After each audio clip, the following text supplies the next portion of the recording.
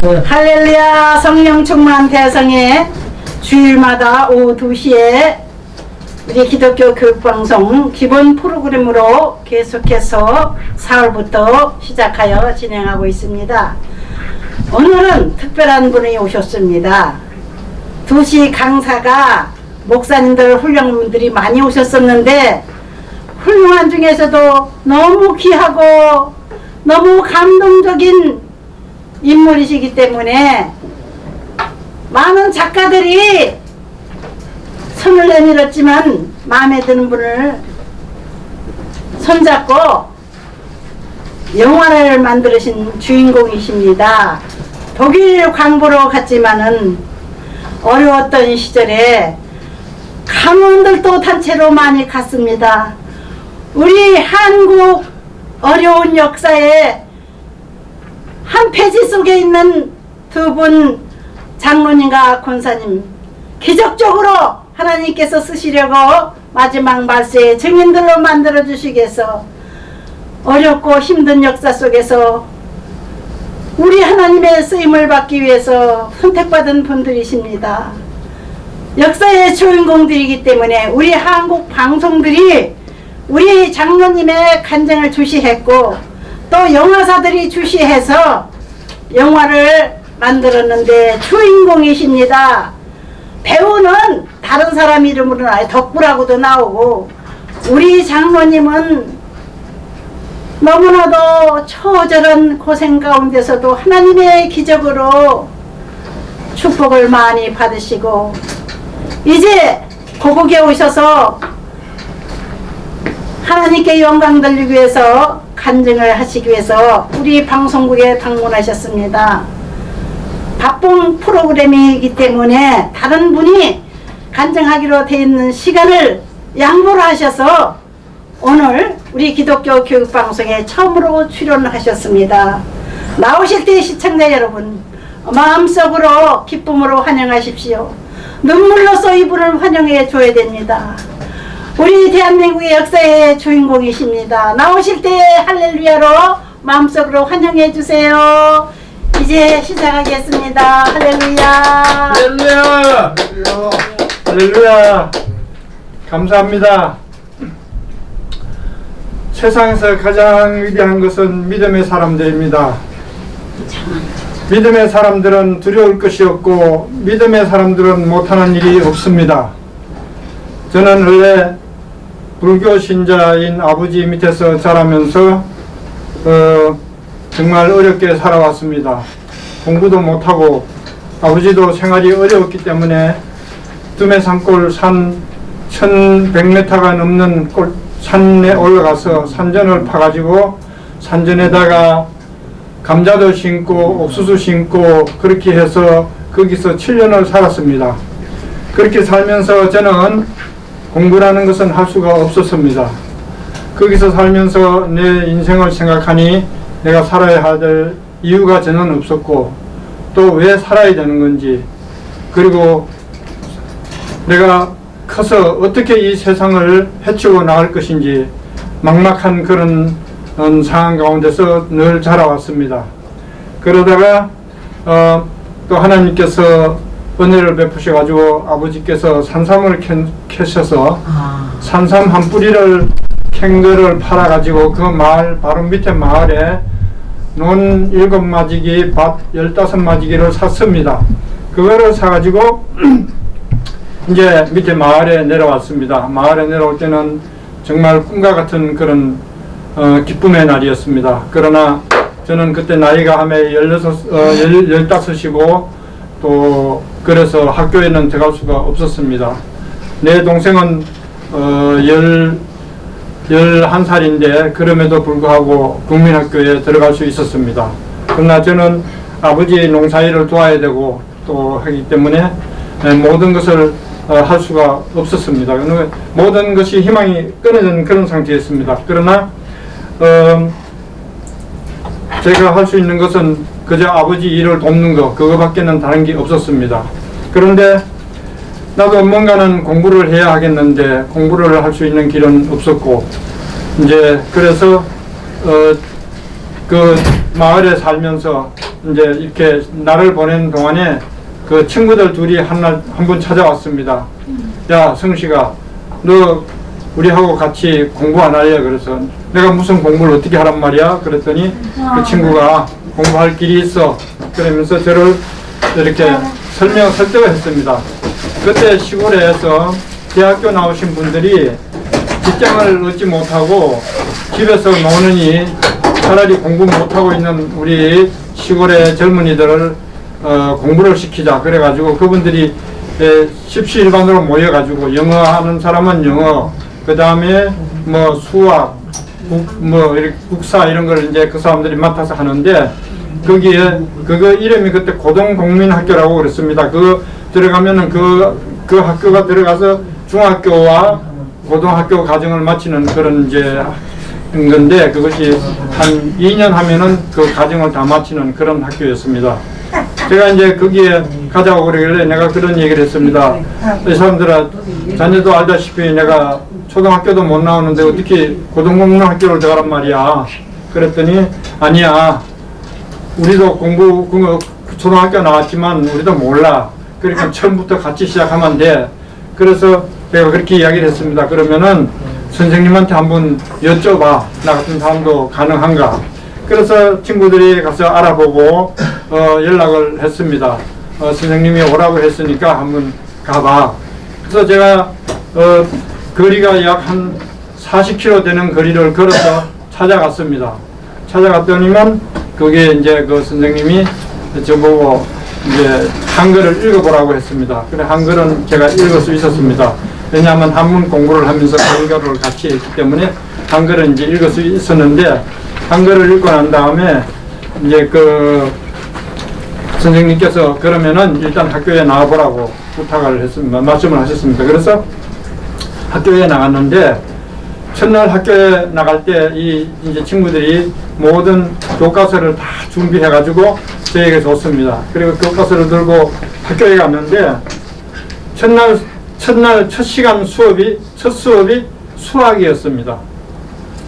수학을 쭉 해놓고 이거를 풀어라고 나보고 나오라고 그랬는데 그 선생은 나를 잘 모르는 사람이었습니다. 그래서 수학을 풀러 갔는데 이게 수학은 한 번도 해본 적이 없으니까 완전히 나는 거기에서 바보가 되었습니다.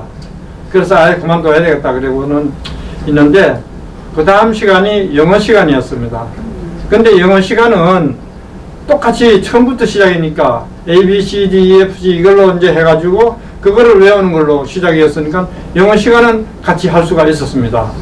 그러면서 이제 친구들이 자꾸 권유하면서 이렇게 다니다 보니까 조금씩 이제 할 수가 있었어요. 그러면서 용기를 얻고 이제 한 3개월 정도 다녔는데 저희 아버님이 농사일을 혼자 하시다 보니 너무 힘들고 그러니까 제가 학교 나갈 때마다 어머니하고 싸웁니다. 다툽니다 그냥. 저놈 자식이 일하기 싫으니까 저렇게 학교 간다고 핑계대고 나간다고. 그래서 이제 제가 많은 고민을 했습니다. 그래도 공부를 해야 되나 안 해야 되나. 그러면서 이제 좀 더 나갔는데 3개월 지나서는 아버님께서 아예 제가 이렇게 책을 챙겨가지고 나오는데 이렇게 작심한 뜻으로 네가 일하기 싫으니까 모든 거를 나한테 맡겨놓고 저렇게 나간다고 그러니까 어머니가 그 옆에서 이제 저를 편을 들다가 두 분이 막 다투게 되었습니다. 그래서 제가 잠시 생각을 했습니다. 아, 내가 공부가 더 중요하냐 우리 가족이 더 중요하냐. 그래서 아버지 나 공부 이거 학교 안 가고 그럼 아버지를 돕겠습니다. 그래서 이제 포기하고 그 다음부터 이제 계속 농사일만 했습니다. 그러면서 이제 제가 연구했던 것이 뭐냐면은 강의록을 봐야 되겠다. 그래서 중학교 강의록을 신청해서 강의록도 한 달 받아보고는 그 다음에 돈이 되질 않아서 강의록을 볼 수가 없었습니다. 내가 왜냐하면은 제가 이제 다른 데 가서 돈을 좀 벌어서 주면은 그때 현찰로 딱딱 주면 괜찮은데 그때는 돈이 없으니까 언제 준다고 그럽니다. 그러면은 우리 아버지가 그걸 언제 알고 먼저 아버지가 찾아서 뭐 다 쓰신 거예요. 그러면 몇 번 그러다 보니까 이제 저도 이제 거기에 대해서 이제 그냥 더 이상 용기를 잃어버리고 집에서 농사일을 했습니다. 그런데 한 번은 이제 뭐가 있었냐면은 제가 나이가 그때 이제 18 이렇게 됐습니다. 18살 돼가지고 아버지한테 그랬습니다. 이제 요번에 8월 추석인데 아버지 나도 좀 옷이라도 반듯하게 입고 그래서 추석날 같이 동네 아가씨들하고 이렇게 좀 다녀가 싶고 하니까 요번에 내가 돈 버는 거는 아버지 손대지 마세요. 그러니까 알았다고 그랬었어요. 그래서 어느 그 벌목하는데 거기 어른들이 벌목하는데 거기 이제 내가 가겠다고 하니까 그분들이 아직 어리다고 안 받아줬어요. 그런데 한 하루 지나고 난 다음에 제가 지게를 쥐고 그 벌목하는데 그냥 갔습니다. 가가지고 나 이 벌목하는데 일하러 왔으니까 좀 받아달라고. 그 어른들이 저희 그 간청하는 것을 이제 못 이기는 척하고 받아주셨어요. 그래서 벌목을 한 달을 열심히 했습니다. 그 이제 한 달 벌목을 열심히 했으니까 이제 돈이 상당히 될 것으로 저는 이제 생각하고 이제 뭡니까 그 내일이 추석날인데 그 전날이 8월 14일 날이 거기 갈평이라는 거기 시장에 서는 날이었습니다. 그래서 시장 그날 이제 그 돈을 찾아가지고 옷도 사 입고 이제 이렇게 하려고 했는데 먼저 그날 아버지가 챙겨가지고 나가시더라고요. 그래서 약속을 했기 때문에 저는 마음 놓고 조금 늦게 이제 아버지 오다가 한 30분 늦게 내려갔어요. 내려가서 그분한테 이제 내 그 이런 거 돈 달라고 그러니까 그분이 하는 말씀이 금방 자네 어른 드렸는데 그러더라고요. 그래서 제가 이럴 수가 있나. 그래서 아버지한테 찾아가서 이제 그 돈을 아버지 이번엔 저 주시기로 했으니까 좀 달라고. 그러니까 아버지가 야 술값 다 갖고 없다. 그래서 제가 좀 때를 쓰니까 아버지가 그냥 이놈 자식 키워놓으니까 지 돈 지가 챙기려고 한다고 하면서 막 역정을 부리시는 바람에 그냥 나왔습니다. 나와가지고 이제 집으로 올라왔죠. 올라와가지고 뭐 옷도 한 벌 못 사고 이제 그때 뭐 옷이 다 떨어진 거 이렇게 기분 거 입고 다닐 때인데 그 다음 날이 이제 추석날입니다. 추석날인데 동네 이제 그 같은 친구들이 야 같이 놀면서 좀 나가자고 찾아왔는데 안 나갔습니다. 집에 가만히 있었어요.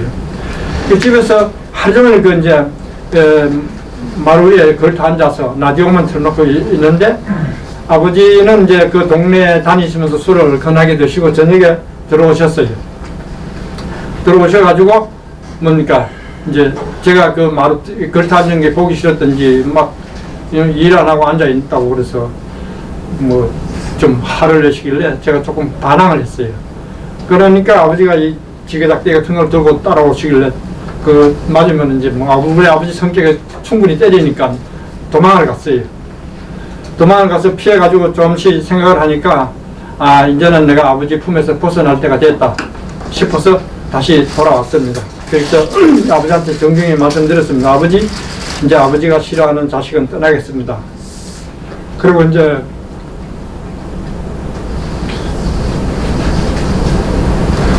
또 이제 짐을 챙기는데 저희 어머니가 따라 나오면서 이렇게 이 치마꾼이 여기에서 돈을 빼서 200원을 돈을 주셨어요. 이제 니도 다 컸으니까 니가 갈 길 가라 하면서 어머니가 돈을 200원을 주셨는데 그 200원을 계산하니까 문경에서 부산 가는 차비가 딱 되는 거예요, 그냥. 그래서 부산으로 가야 되겠다 하고 내려가서 그때 이제 뭐 거기서 한 저녁 4시, 5시쯤 되니까 그 문경 갈평까지 내려가도 차가 없고 문경 가서 이제 차를 타고 가야 되는데 거기서 문경까지 한 40리 되는 길을 걸어서 40리 되는 길을 걸어서 가니까 문경 가니까 밤 11시였어요. 밤 11시인데 갈 곳이 없었습니다. 그래서 이제 어디로 가지 그러다가 그때 생각난 것이 그 라디오공 하는 분이 나하고 좀 잘 아는 분인데 문경시 외곽에 있어서 그분 집을 찾아갔습니다. 찾아가서 이제 밤에 11시에 들어가니까 제가 나타나니까 그분이 딱 눈치를 채고 집에서 무슨 일이 있었구나 그러고 반가이 맞아주면서 또 밤 11시 넘었는데도 저녁 식사를 해줘서 먹고 이제 잤습니다. 근데 그 다음날 아침에 떠나려고 하니까 하도 비가 와서 못 떠났습니다. 그래서 하루 더 있고 또 그 다음날 떠나려고 하니까 그날도 역시 비가 그렇게 온 거예요. 그래서 그날 이틀은 도저히 못 느꼈어요. 그러니까 비를 맞고 제가 떠나서 출발해가지고 김천까지 가서 김천이 도착하니까 밤 10시였어요. 그래서 김천에서 이제 배가 고프니까 그 국수 한 그릇 사 먹고 그리고 이제 거기서 밤을 지내면서 이제 많은 생각을 했습니다. 부산으로 가면은 우리 고모가 있으니까 내가 만약에 부산에 가서 죽을 형편이 되면 고모한테 찾아가면은 안 되겠다. 그래서 고모 아무 연고도 없는 서울로 가자. 그래서 김천에서 서울로 방향을 바꾸니까 그 차비 가지고 하면 거기서 밥 사 먹고 이러다 보니까 차비가 대전까지 밖에는 안 되는 거예요. 그 대전까지 가가지고 대전에서 직장을 찾으려고 사방 돌아다니는데 그것도 잘 안 됐었어요. 그래서 이제 대전에서는 이제 그냥 이렇게 뭡니까 그냥 가만히 타는 차 기차를 타고 그때 8월 추석이 끝났으니까 서울로 가는데 뭐 사람들이 그 문에도 막 이렇게 막 매달려가 기차 갔어요. 근데 이제 거기 뛰어가지고 수원까지 올라갔는데 수원에서는 더 이상 이제 내가 서울을 들어갈 수가 없었어. 수원에서 내려가지고 수원에 어느 농가에 찾아갔습니다. 농가에 찾아가서 농가에서 일을 좀 하고 그래서 이제 서울 생활을 하다가 군대 가가지고 군대 생활을 하면서 군대에서 제가 이제 그 월남 자출이 나왔는데 제가 그 군대에서도 운이 좋게 또 미군 에스캄 거기 미 8군 에스캄에 떨어져 가지고 참 좋았습니다.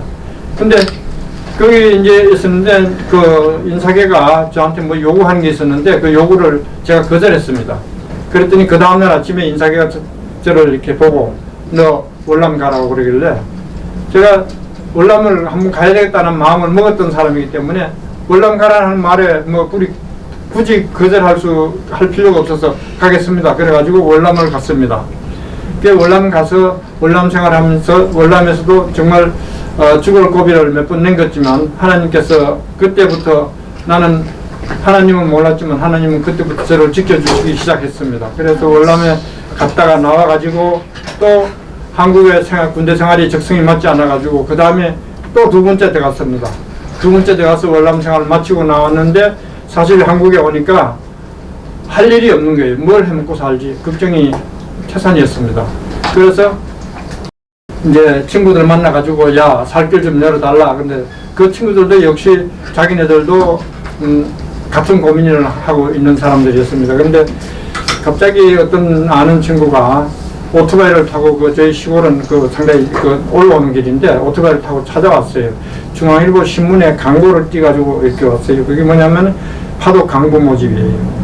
그래 그걸 가져와가지고 나보고 야 여기 지금 파독 강부 모집이 있는데 너 안 갈래? 그래서 좋지. 근데 나 안 되잖아. 조건이 하나도 맞는 게 없잖아. 그러니까 네가 간다고 하면 내가 한국에서 필요한 서류 조건은 내가 갖춰줄 테니까 갈 거야 안 갈 거야? 그래서 해주면 가지. 그래서 그 친구가 그걸 해줘가지고 이제 들어갔습니다. 그래서 이제 해외 교보공사 그걸 가지고 왔는데 이제 그 해외 교보공사에 와가지고 13명이 우리가 이제 같이 한 쌈이 돼가지고 다니면서 야 13명 중에 누구는 가고 누구는 못 가고 야 어떻게 이제 서로 이제 한 3일을 이렇게 몰려 다니면서 걱정을 했습니다. 근데 저는 이제 그 서류를 해준 걸 가지고 서울에 올라갔는데 내일 접수하기 위해서 서류를 점검하다 보니까 군대 생활이 강상 경력서가 15개월이 돼야지 받아준다고 돼 있어요. 근데 내가 군대 생활 제대한 지가 14개월밖에 안 되는 거예요. 그러니까 군대 제대하기 전에 이미 강산에 들어간 걸로 이렇게 그게 이제 가짜 서류니까 그렇게 됐은 거예요. 그래서 그날 밤에 밤중하면서 그거를 지워서 한 달을 줄였습니다. 군대 바로 한 달로 차서 이제 강산에 입사한 걸. 그래가지고 해외 교보공사 접수하는 데 가서 이제 쭉 우리 13명에서는 내가 몇 번째인지는 모르겠어요. 들어갔는데 서류를 쫙 내미니까 이분이 이렇게 이 서류를 이렇게 받아들고 이분 이거 가짜잖아 하면서 소리를 막 지르는데 저는 깜짝 놀랐어요. 그러면서 근데 내가 방법이 없으니까 죄송합니다. 그리고 가만히 서 있었어요. 그랬더니만 있으니까 이렇게 자세히 보더니만 일단 순서대로 나가라고. 그래서 순서대로 나갔지만 저는 분명히 거기서 떨어졌을 거라고 이제 생각하고 절망을 하고 있었죠. 그리고 그 다음날 이제 결과 보고를 보러 가야 되는데 난 떨어진 사람이니까 갈 필요 없고 우리 같이 있는 사람 보고 가서 한번 결과 보고에 내 이름도 있는 거 한번 가서 보고 와. 그랬더니만 그 사람들이 며칠 가서 보고 쭉 오더니만 같이 오는 사람들은요, 다 풀이 푹 죽어가지고 왔어요. 그러더니, 야, 너는 이름이 있어. 근데 우리는 아무도 이름이 안 돼, 없어. 그래서 저도 믿어지질 않는 거예요. 그래서, 아니지, 어떻게 그럴 리가 있어. 그런데 이제 제가 그러면 금방 이제 그거 가서 봤어요. 확인하니까 제가 그 수험 번호가 13번인데 13번이 딱 있는 거예요. 정성식 13번 돼가지고. 야, 이게 어떻게 그런 일이지?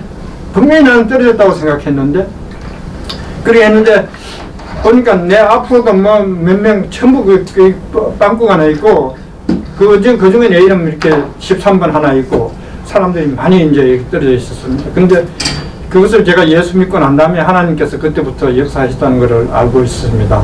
그래서 독일에 아멘. 갔습니다. 독일에 가가지고 독일에 가는 동안에도 이제 교육을 마치고 교육 끝나고 바로 이제 집에 가서 기다리라고 하더라고요. 기다리면은 이제 연락이 올 때까지 기다리라고. 그래서 집에 내려와 있었어요. 집에 내려와서 3일 있으니까 편지가 왔어요. 빨리 독일 갈 준비하라고 올라와서. 그래서 왔어요. 왜냐하면 제가 독일 가는 것도 아버지가 안 도와주시니까 전부 그 사채 돈 빌려가지고 교육 받았거든요. 거기서 서울에서 한 2달 있으면서 전부 그 기숙사에 뭐 이런 데 있으면 전부 빌린 돈으로 그걸 했으니까 그 돈이 만약에 걔가 독일 가는 시간이 늦어지면 늦어질수록 빚은 300몇씩 늘어나는 거죠.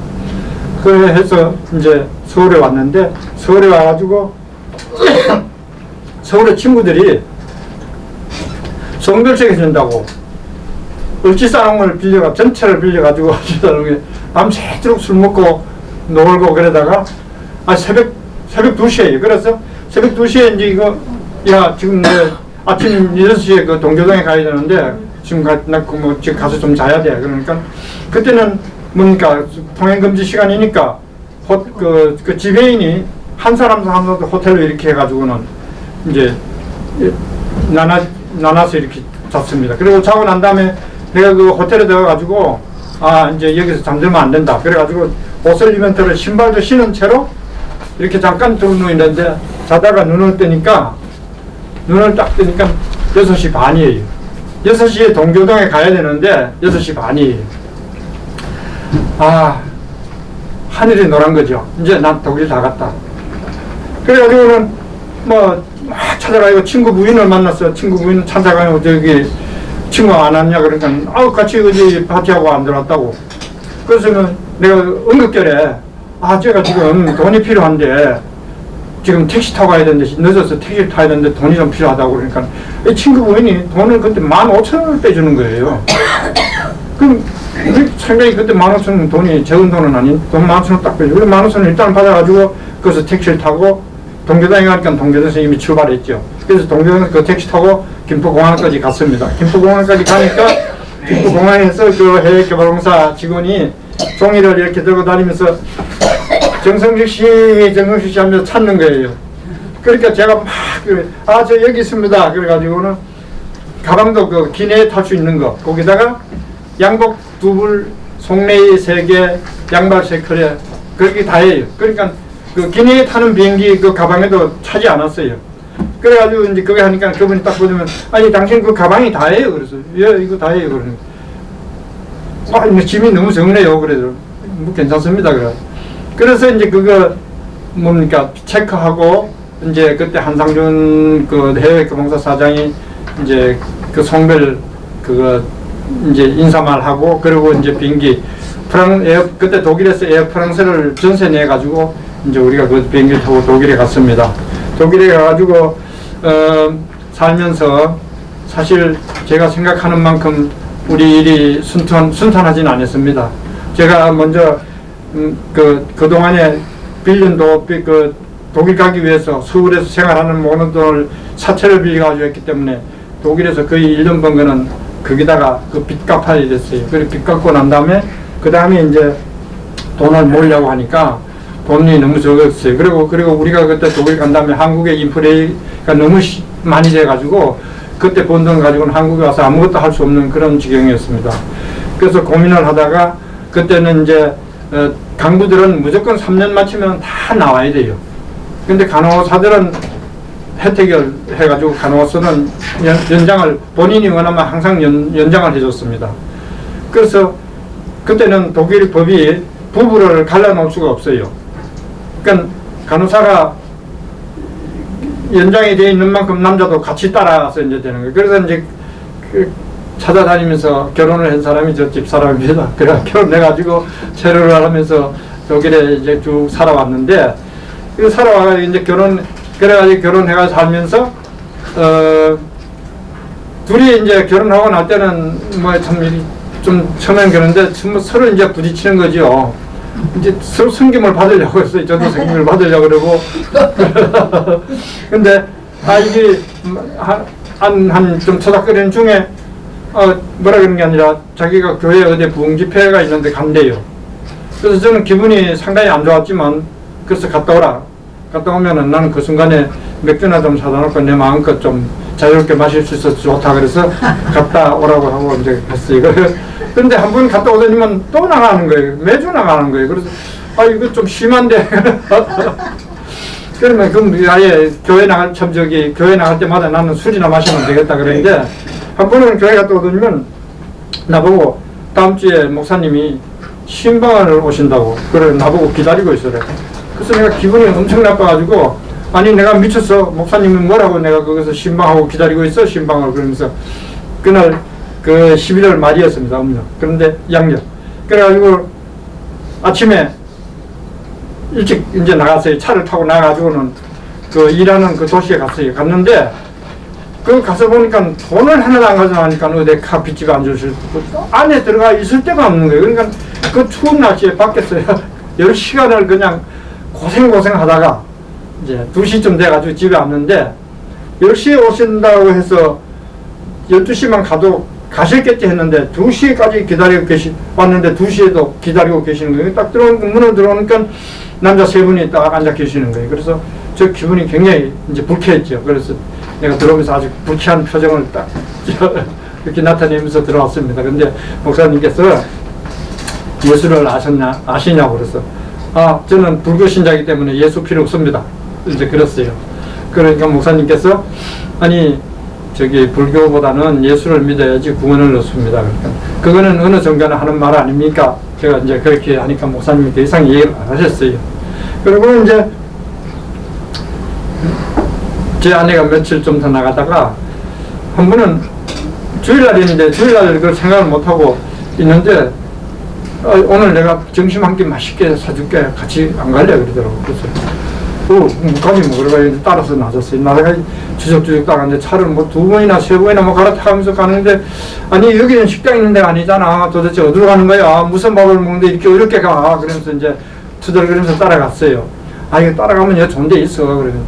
그래서 이제 따라서 가보니까 새 골목으로 요래 들어가가지고 딱 들어가니까 교회예요, 거기가.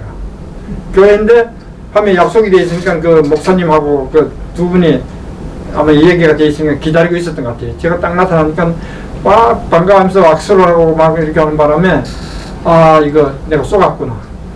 그러면 오늘 한 번만 쏘가주자. 그리고 이제 교회에 들어갔는데, 첫 예배는 무슨 그 목사님은 항상 죄에 대해서 굉장히 많이 이제 중점적으로 설교를 하셨는데, 전부 모든 사람이 죄인이래. 내가 왜 죄인이냐 이거죠. 난 죄 아니라고. 예수는 죄인만 믿는 거지. 나는 죄인 아니니까 예수 믿을 필요 없다고 그렇게 생각하고 있는데, 그래서 이제 안 나가려고 했는데, 그 다음 주부터 그 교회 어떤 집사님이 차를 가지고 매주 주일날마다 우리 집 앞에 와서 거기 한 20km 되는 거리를 차를 가져와가지고 그래서 기다리고 있는 거예요. 그래서 멀리서 온 거를 거절할 수도 없고, 같이 고민하다가 그래도 너무 냉정하게 그럴 수는 없고 한 2-3번 하다가 그만두겠지.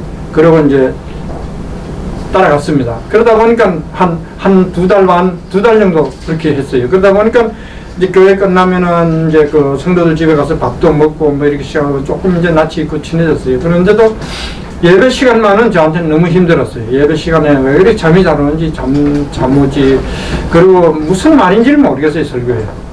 그래서 했는데 한 번은 이제 집사람이 좀 이게 교회 나갔는데 저는 어디 시간을 굉장히 그 엄중히 여기는데 그 시간을 좀 뭐 하장하고 하느라고 시간이 좀 늦어서 내가 가면서 이제 오늘만 내가 교회 나가고 다음 주부터는 안 나갈 테니까 그런 줄 알아 그러니까 알아서 하라고 그랬어요. 그래서 그때 교회 설교 목사님 설교가 뭐냐면은 마태복음 7장 거기 마지막 절에 보면은 하나님께서 그 이제 사람들 알곡과 죽정이를 골라가지고 이제 그 심판을 하시는데 이제 안 믿는 사람은 영원히 지옥불에 떨어져가지고 이를 가지며 설교를미라 하는 그 설교를 얼마나 리얼하게 하시는지 그 설교를 들으면서 제가 정말 고민을 많이 했습니다.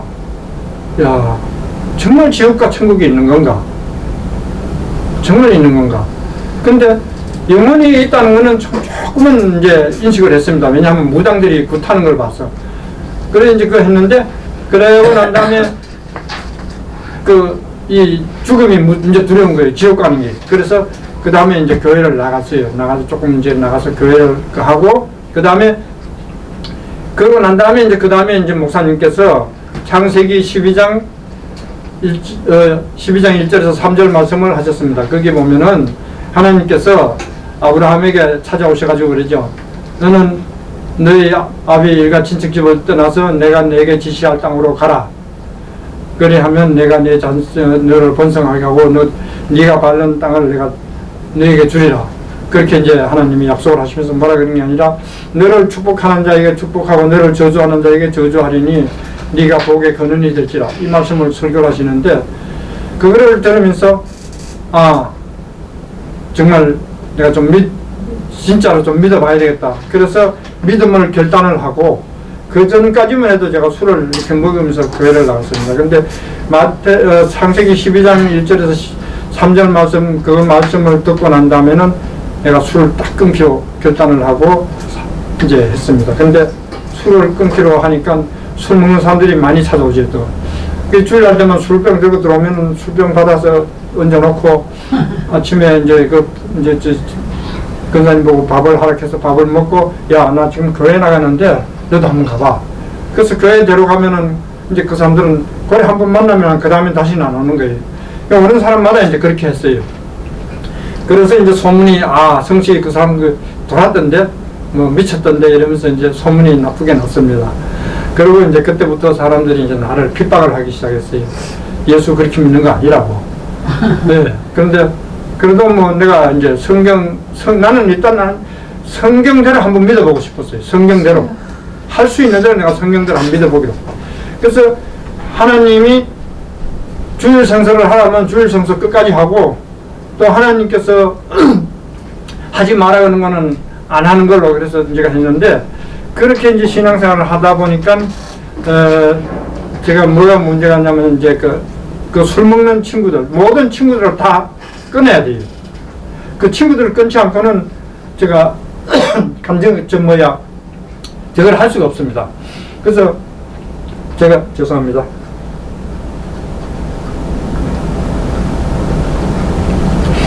그래서 술 친구들을 다 끊었습니다. 약 15년 동안 안 만났어요. 전부 다. 그리고 이제 제가 신앙생활 하면서, 직장 생활을 하다가 여기 보니까 이 직장 생활 해가지고는 돈이 한계가 있고 뭐 좀 여유롭게 사는 삶이 안 되는 것 같아서 그 다음에 이제 그 사업을 해보자. 그래가지고 슈퍼마켓을 하나 맡아서 했습니다. 슈퍼마켓을 맡아하면서 그게 이제 그 맡아가 4개월 되는 해에 우리 교회에서 뭐가 있었냐면 부흥집회가 있었습니다. 그 부흥집회를 가야 되는데 이거 어떡하냐 이거죠. 그래서 손님들한테 이제 그 독일 노인들이 이렇게 쭉 찾아오는 곳인데 손님들 보고 우리 다음 주에 어디 가는데 다음 주 일주일 동안 문을 닫는다 그러니까 이분들이 펄쩍 뛰면서 이 가게는 우리를 위해서 있기 때문에 지금까지 닫은 적이 없는데 너희들이 외국인이 여기 와가지고 돈 좀 벌어놓은 모이다 이러면서 아주 뭐 그냥 노골적으로 하더라고요. 근데 뭐라고 하는 게 너희들 문 그렇게 닫으면 너희들 사업은 망할 거야 이러면서. 예. 근데 우리는 양심에 부흥집회 가야 되겠어요. 그래서 둘이 해가지고 부흥집회를 갔다 왔습니다. 갔다 왔는데 갔다 오고 난 다음에 이제 사람들이 전혀 안 오는 거죠. 독일 사람들이 한 번 안 온다고 하면 안 되잖아요. 그래서 한 3개월 하다가 이 3개월 지난 사람이 안 오니까 뭐 야채 같은 거 갖다 놔도 안 팔리면 다 버리고 그 해죠. 그 다음에 뭐 음식 같은 거 이런 게 전부 유효기간이 있으니까 2, 3일 내에 안 파는 거 다 버려야 되죠. 3개월 안 하니까 이거 뭐 빚이 막 이렇게 산더미같이 쌓이는 거죠. 그래서 하나님 앞에 기도를 했습니다. 하나님,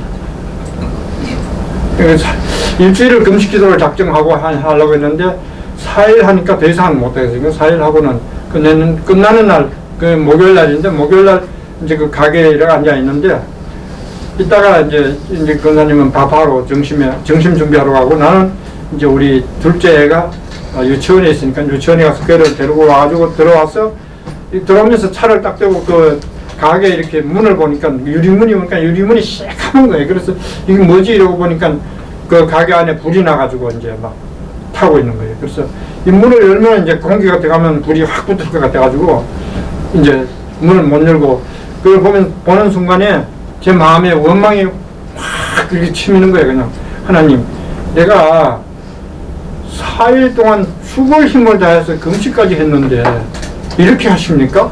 이게 딱 오는 거예요. 그걸 하다가 제가 딱 생각이 나는 게 뭐냐면 이스라엘 백성이 광야에서 원망하다가 40년 동안 다 죽었더라 이게 나와. 그래서 하나님 앞에 하나님 죄송합니다. 제 입술 부정한 입술을 용서해 주십시오. 그리고 이제 하나님 앞에 회개하고 그 소방서 연락해서 전 소방서에서 와가지고 이제 불을 끄고 난 다음에 가게는 더 이상 할 수 없게 됐습니다. 그래가지고 우리 두 사람이 이제 집에 가만히 들어앉아 있는데 3일 후에 어떤 이제 독일 여자분이 이 손이 다 없어요. 이렇게 전부 한 마디씩밖에 없어요. 이렇게 그런 여자분이 우리 가게 와서 늘 사과를 하나 사가면서 우리에게 이제 동정심을 베풀어 주시는 그런 분이 있는데 또 왔다가 이제 가게 문이 닫혔으니까 이제 천정을 눌러가지고 우리가 내려가니까 이거 웬일이냐 이거예요. 그래서 우리 지금 가게 불났다.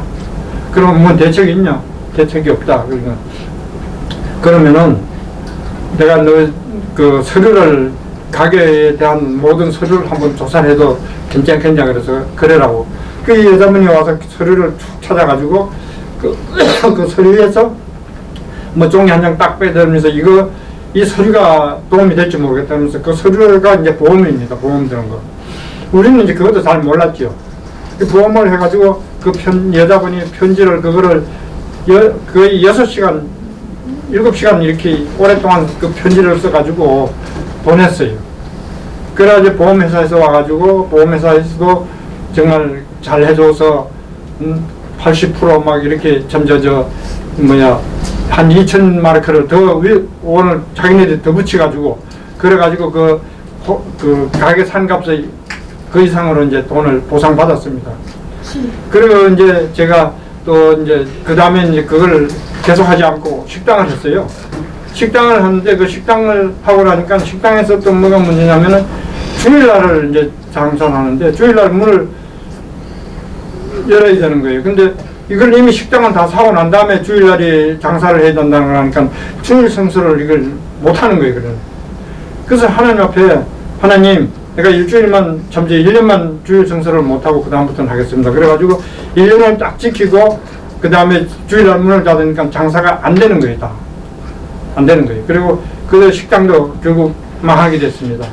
그렇게 망하고 난 다음에 이제 우리는 이제 뭐 빚이 이제 산더미같이 쌓여가지고 모든 빚이 쌓인 거는 밀린 빚이 돈이 그 채무가 다 우리가 못 갚으니까 법원으로 들어가가지고 법원에서 이제 그걸 해가지고 또 우리한테로 편지가 오면 우린 그 편지를 들고 가서 법원에 가서 해결을 받아야 되는 이런 복잡한 절차가 있었습니다. 그럼에도 불구하고 법원 사람들이 또 우리를 천사같이 대해줘요. 법원 사람들이. 독일에서 그런 게 있을 수가 없어요.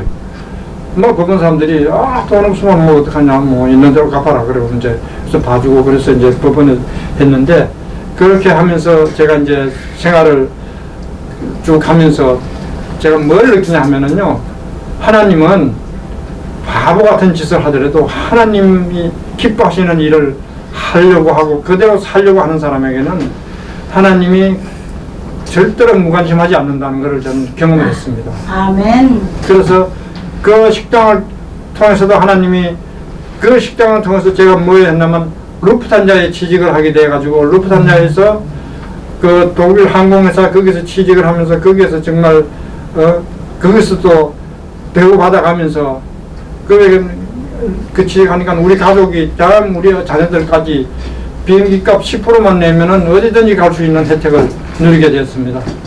그래서 그걸 하면서 이렇게 참 저희들이 이제 여기 한국에 자주 나오는 이유도 그것 때문에 비행기값이 별로 안 되니까 자주 나옵니다.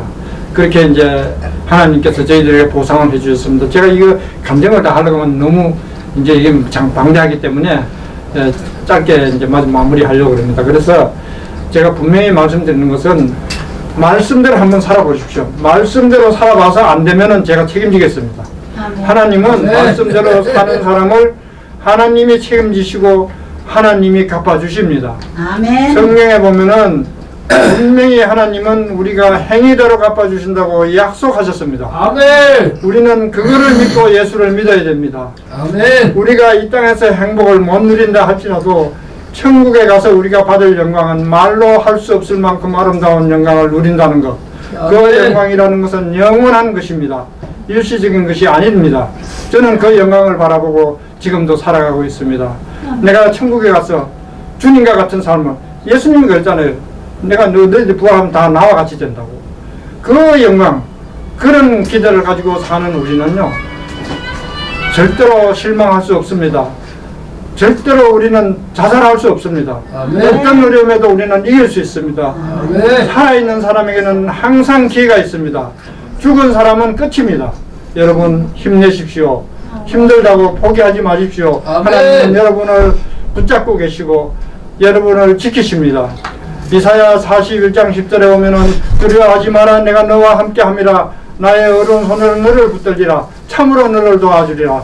참으로 너를 굳세게 하리라. 너를 대적하는 모든 원수들이 없는 것 같이 다 사라지게 해주리라.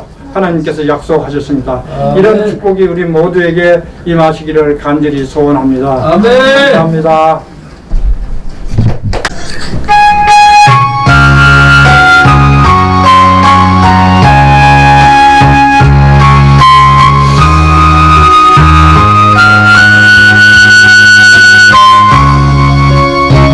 주 하나님 이루신 모든 내 마음 속에 그리워볼 때 하늘에서 울려 퍼지는 대성 주님의 권능 우주에 타고 주님의 높고 위대하심을 내 영혼이 찬양하네. 주님의 높고 위대하심을 내 영혼이 찬양하네. 숲속이나 험한 산골짜기에서 기적이는 저 새소리 들고